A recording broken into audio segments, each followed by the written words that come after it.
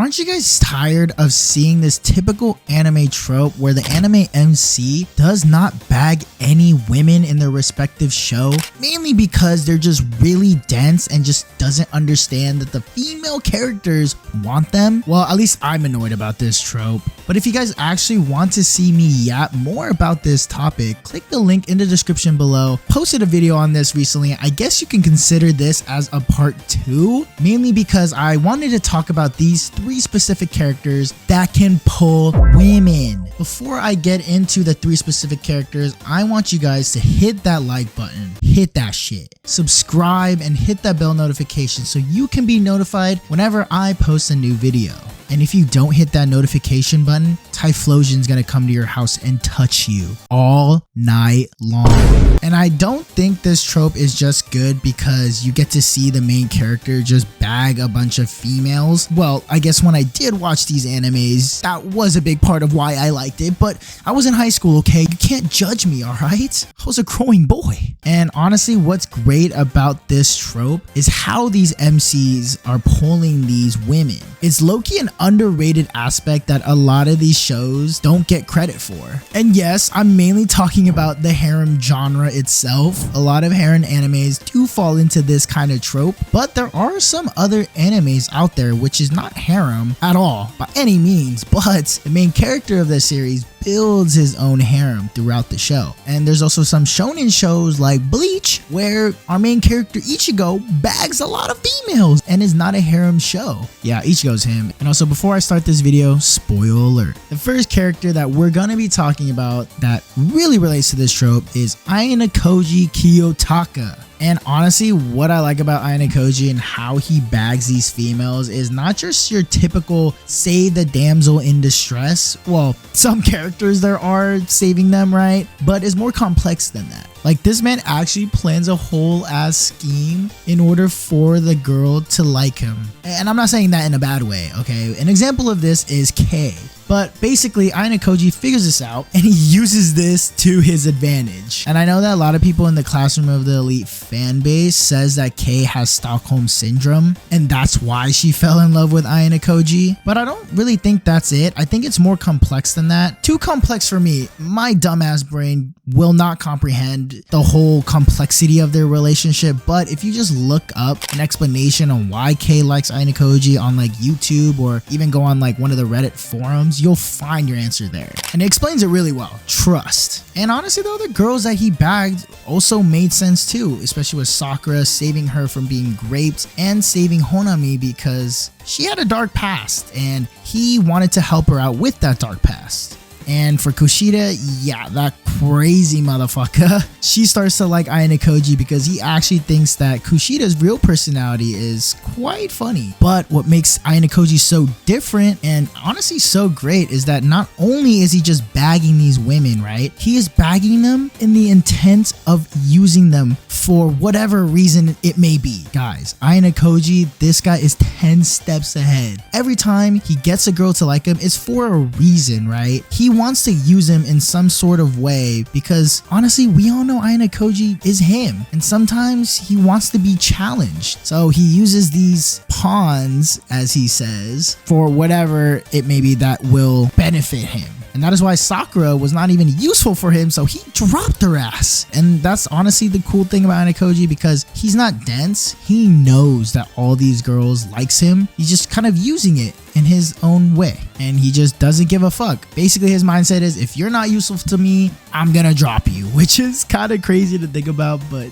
damn, Ayanokoji's cold. I mean, even with Kei, his main chick, he is somewhat kind of using her as well, basically getting into the relationship with her in order to feel what love is like. He doesn't have that feeling and he's very curious about it. And as I stated before, he does whatever interests him. The next guy I want to talk about, which I am very excited to talk about as well, is the goats of all harems, Issei Hyodo. If you guys want to hear me glaze and yap more about High School DxD and Issei Hyodo, click the link in the description below and watch this old video. Yeah, I posted this a while ago. This was probably like my 3rd or 4th like full length length video.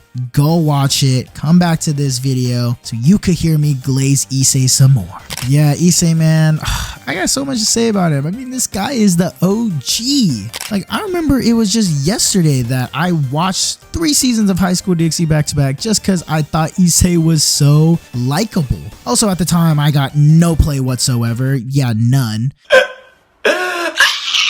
Not really surprising. I mean, look at me. And it was kind of interesting seeing this character just bagging all these baddies left and right, something that I wasn't used to doing. So I kind of like put myself in his shoes in a way. And also, this was also my first harem, so I didn't even know the concept of what a harem was. I was like culture shocked that this was happening. He was pulling every baddie, and all these baddies were okay with him talking to other baddies. I was like, what? Is this every man's dream right here? And the cool thing about Issei, and what is actually different about him compared to someone like Ayanokoji, you know, we all know Ayanokoji is using these girls as pawns, and he always is like 100 steps ahead, right? But with Issei, he's bagging them just by acting himself. Him being his full-fledged self, not faking anything, not trying to be different. I mean, guys, if you watch the series, Issei is a perv. So him still bagging all these baddies while being a perv, that's just how you know his true personality is very likable. And honestly, that is just the beauty of his character. Like, he could just be himself and just bag these chicks. Yeah, and him being his perverted self, I mean, it's mainly for comedic relief throughout the series, but it's quite entertaining to see that he can be that way, yet have a whole ass harem. And these girls are okay with that. I mean, they're not okay with it per se, but they're still there for him. And the reason is, I mean, Issei is a good guy. Like, surprising as it sounds, right? If you haven't watched High School DxD, hearing me explain who he is, you'll be probably surprised on that he is a good guy, but it makes sense why all these girls likes him, especially with the main girl, Rias Gremory. He saved her from a marriage she did not want to be in. And it was a good setup too for the whole first season where, you know, you had little hints between them. They had chemistry, right? Had a little romance you can see building. And then the finale of it was him saving her from marrying this douchebag of a character. So, and also with the best girl, Akino. Oh my gosh, like, he basically helped her out, saved her from her family issues because she had major daddy issues, like major. Like, it's honestly crazy, but he saved her from that, right? So that makes sense too, and that's such a valid way of, you know, having a girl be into you. And then also Asya, yeah, he saved her so many times. Like, that one, it makes sense why she loves him. And then Koneko, you know, they start off with the love-hate relationship. Well, especially her, she did not fuck with his perverted ways, but eventually realized that this fool is a great guy, and then she ends up falling in love with him too. And those are like the main ones, but this fool has like, I don't even know, like 10 more girls that you can say that's into him, that wants his schmeat. Yeah, honestly, talking about High School DxD, it just brings back some memories. Goated harem. Watch it, but not with like family around. Okay, so the last MC that I'm gonna be talking about, and I honestly saved the best for last because this motherfucker is so underrated. You probably haven't even heard of this guy, and you probably haven't even heard of this anime because this anime is also underrated as fuck. So the main character that I'm gonna be talking about, his name is Yuji Kazami, and the show I'm talking about is the Fruit of Gersaya series. This series, the reason why I say it's so underrated, because on paper, right, it just looks like your basic ass harem, and I thought so too. Okay, I was on the same boat as y'all. That's what I thought initially, but nah, I was completely wrong. This show blew my expectations. It and low-key had me shocked for a lot of the scenes, especially the ending arc. I haven't even watched the show recently, but I vividly remember how shocked I was seeing that ending arc. Basically the backstory of one of the main girls, Amane. That one scene was actually so weird. It was so crazy. But yeah, that shit low-key had me traumatized as fuck. I ain't gonna lie. Let me tell you this, every single main girl in this show had a depressing, sad, tragic backstory. And that's what you find out in this anime, that it's not just your basic ass harem. It's actually pretty dark, has great storytelling, has great backstories of all the characters. Even the main character has a good backstory. You know, Michiru, this blonde chick, yeah, she had a crazy mental thing going on that our main guy Yuji helped her with. The purple hair girl, Yumiko, yeah, she had her own family issues that she was dealing with that Yuji saved her from. And then Amane, they had a childhood, he saved her on her tragic backstory. My gosh, that shit was honestly insane.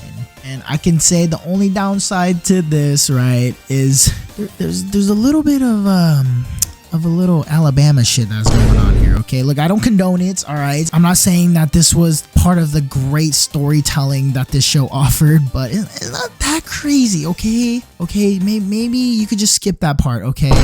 But I mean, I don't know, maybe you're into that. I ain't judging, okay? But I did want to warn you, okay, especially if you haven't even watched it yet and you're planning on watching it, little warning there. But yeah, Yuji, he is such a interesting, complex character. Like, on paper, you just think that this guy is just this cool, calm, collective, stoic, very nonchalant personality, but deep down, this guy actually cares about everyone he loves. He knows that it's gonna be bad if they stick with him. So it just shows that this guy, he's not one-dimensional at all. And honestly, that is why these three characters fit this trope so perfectly. Fruit of Grisaya and even High School DxD, like, these shows are fucking lit. So trust me, y'all, you're gonna be entertained, okay? It's actually kind of quite cool seeing these characters not be such dense morons, okay? I recommend watching these three animes and just, you know, getting more interested in this specific trope, because I actually think this is probably one of the best tropes in anime. Hate me all you want. Call me cringe, I don't give a fuck. I'm standing on business with this. But if you guys know about this trope, and if you guys have other anime recommendations, please comment down below. I'm all open ears. I want to add more animes to my library. And also, again, make sure to like, subscribe, hit that bell notifications. If you don't, you already know who's gonna touch you. How have you... Oh, man. Not me. I mean Typhlosion, okay? Typhlosion, not me. Yo, by the way, JB and Fruta Gasaya, oh my gosh, she's so bad. She's the best girl in that show. Oh my lord.